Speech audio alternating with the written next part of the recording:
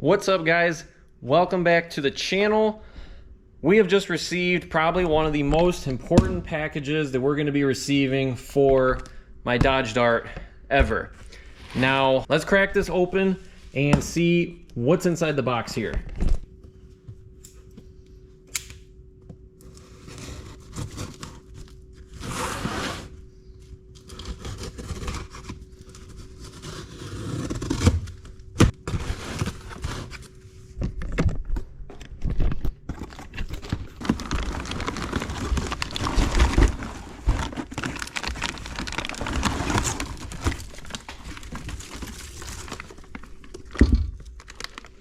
This is the long-awaited part that I need in order to get my car finally back out on the road. It's been sitting and undrivable for what seems like almost 2 months now, and this was the last finishing piece that I need. So let me get to talking about this. We're going to get it out of the packaging, inspect it, check everything out, and make sure that this is set and ready to go on the car. We are looking at Euro Compulsion's 1446 Plus Turbo.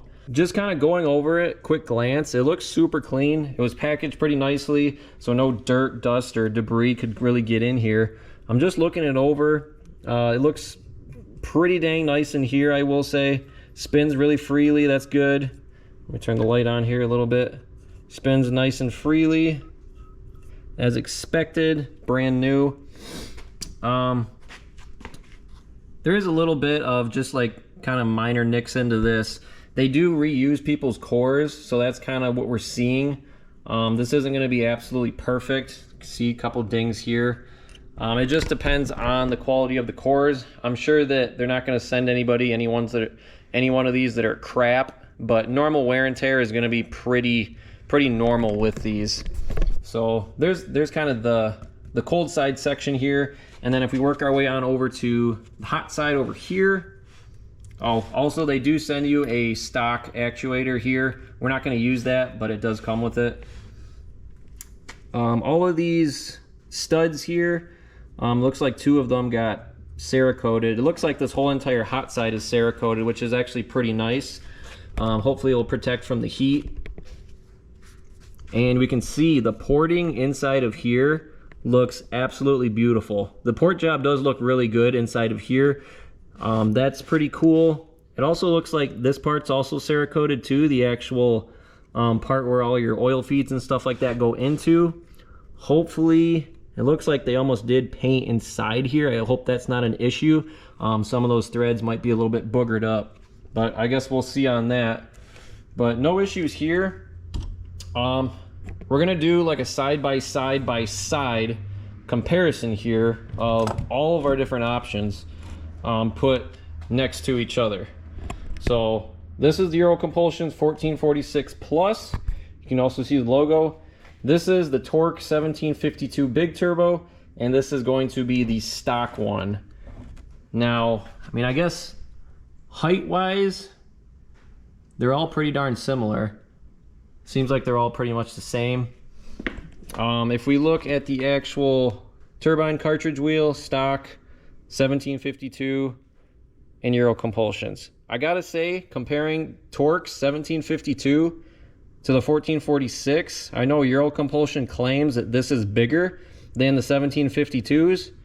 I'm looking at these side by side, and it looks to me like the 1752 is bigger. This one did sound awesome when it was on the car. I'm curious to see what this sounds like, but anyways, just a quick little side-by-side comparison and just a quick unbox. We're gonna get this thrown on the car as quickly as possible. It should be pretty easy. This one is pretty much the exact same thing as stock. So we'll see how long this is gonna take and get it on the car. So I know the lighting in this garage is terrible, but we're gonna get this hopefully in here knocked out super quickly. There's not really a whole lot to this. This should be pretty simple since it's just pretty much a stock turbo just milled out. But all these lines should go in here pretty easily. We're just going to loosely get this onto our manifold right here. Make sure you have your gasket. We'll wipe everything down real quick. We're not going to bolt that in until we get the oil line down on the bottom side in first. So we're going to start by getting that oil return line on the bottom. I'm just going to do like a time lapse for this. We'll just set it up on the hood of the car. looking down. We'll have to get this car up on jacks, get all the exhaust work, all the underside done, and then we can get to the fun stuff on the top.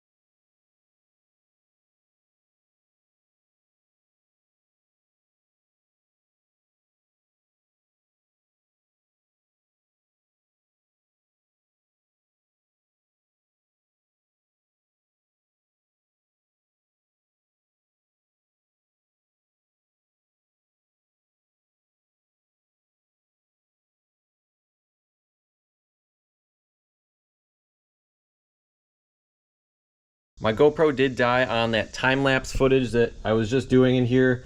I wasn't able to quite finish this up anyways.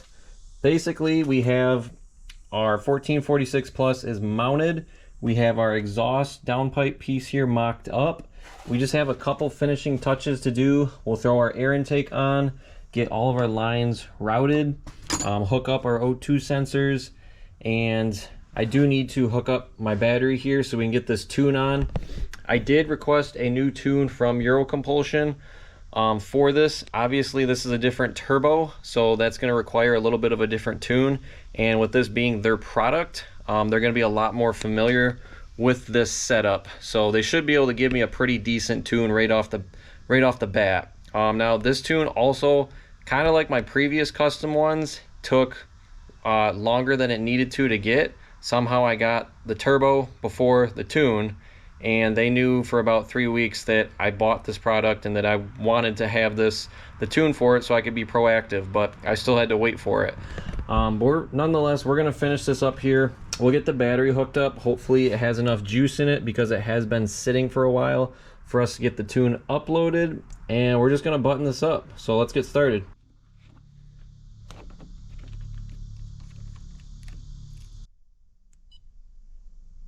While we're loading here, the tuning on this is one of the most frustrating things because after it's uploaded, I never know what the car is going to do because it never seems to want to start up right away after, and it kind of has like a mind of its own.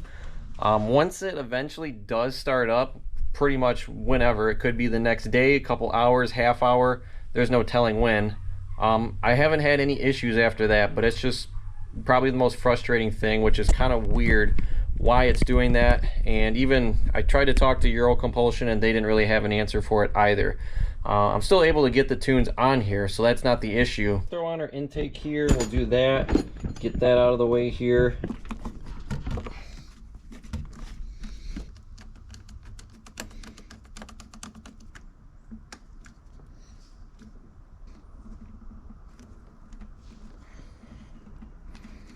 Next up, we're gonna get our wastegate on here. So a couple things. I just put in the correct spring in here that I want to run. I found previously on the last setup that the best spring that I liked the most was the yellow spring. The yellow spring is the one that automatically comes already preset in these wastegates, and it seems to be what I would say probably 90% of people are using. So we have the yellow spring in here, everything's tightened up. And we're going to do this with, I believe, 1 millimeter of preload is all the tension that we're going to need. I think that was right about right. It was either 1 or 1.5 millimeters of preload. So we're going to set that on here.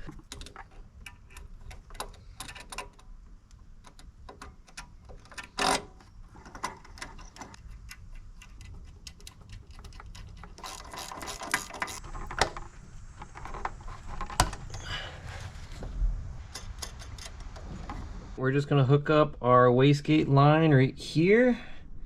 Get this clipped in.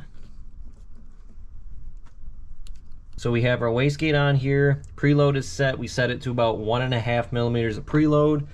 All of our other vacuum lines are all connected here. We have our turbo piping on down here. That went on okay. So we'll just need to get our diverter valve on right here. And I did connect up all of our O2 sensors coming off of here, so those are all set. Top it off with coolant, and then we can pretty much do a first start. Diverter valve is now on. We're gonna top off the coolant. I have a brand new bottle of the Mopar antifreeze 50/50 coolant.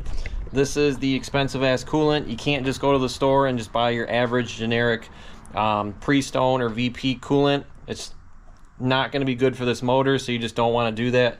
Stick with the OEM stuff and you shouldn't really run into any issues.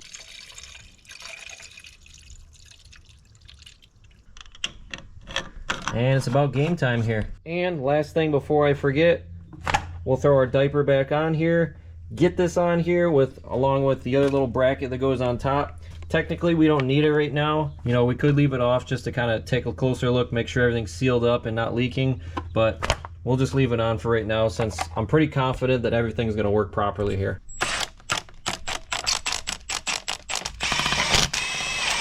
Last thing we're going to do before we actually start this is I am going to pull the fuel pump relay, which is this one. If you pull your fuse cover box off here, it's going to be T10, which is on the bottom leftish area is what this is showing.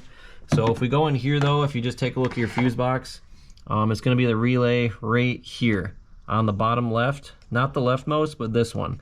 So we're going to take this and we're going to pull this out.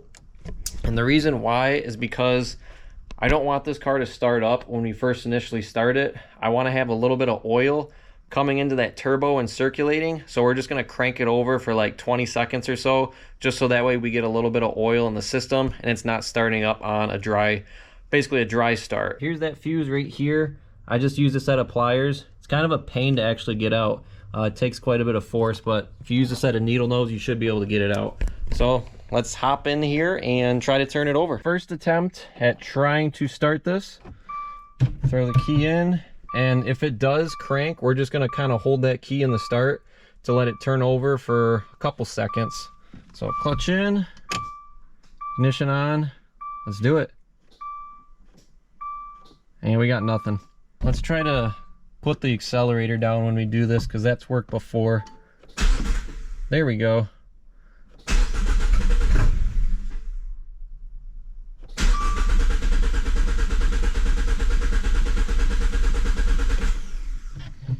All right. So there we have it. I think that's actually one of the things I did before previously to get this to start, was to actually step on the throttle pedal a little bit, and that's worked for me before.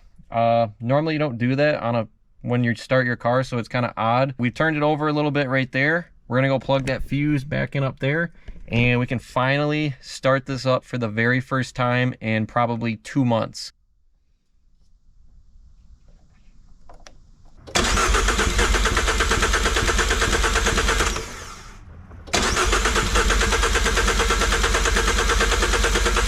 I've tried to start this thing up a number of times now, and I was not able to get this to start. Now it turns over, which is good, and I don't really know what the deal was.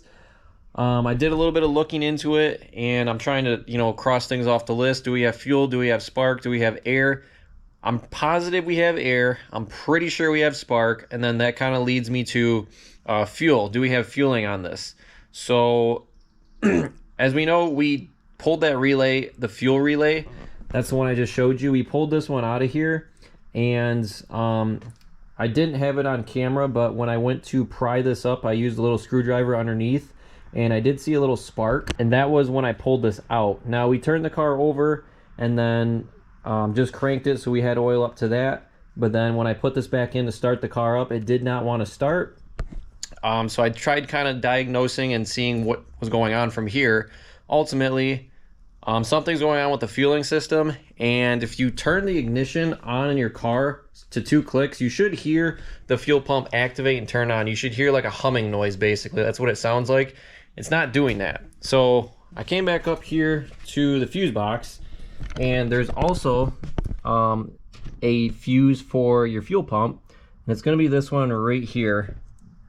And it's a 20 amp fuse, a yellow one. We're gonna pull this out and take a quick look at it. My relay seems to be, I'm pretty sure it's fine. I don't think it got damaged or anything, but we're gonna pull this out because I think I did see something here on this. Take this over here, and well, let's take a look. There is a dark spot in there. Oh, okay. It's a lot more darker on this side. It does look like this did blow. We're gonna grab another fuse. We're gonna throw it in real quick, and I'm hoping this is it because I don't really know what else it could be.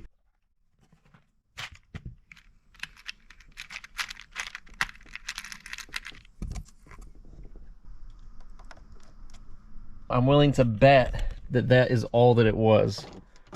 And we'll be able to listen. I'm gonna close the door here. So there's no noise. And as soon as we turn this over, I'll let you know if I hear it or not, the fuel pump. Okay, yep. Yep, I just heard it cycle. It kind of comes from like the passenger rear side, which is right where the fuel pump is going to be located. So we should be good to go here. I'm going to roll the windows down. We're going to start this up. There it goes.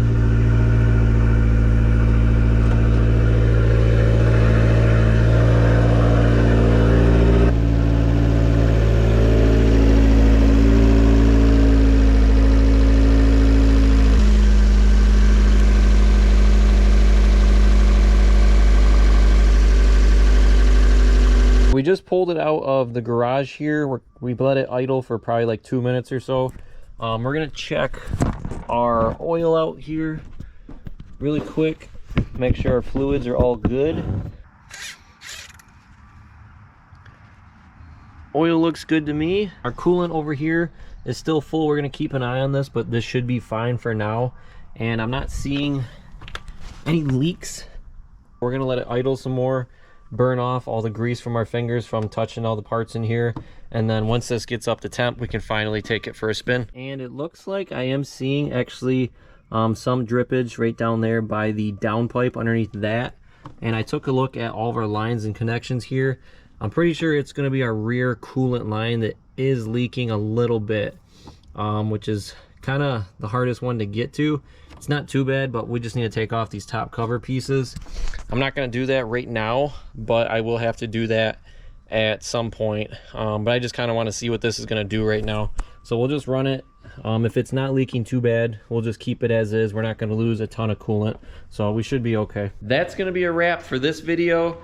I'm not going to do any test drives in this just because I don't want this to be a super long, lengthy video.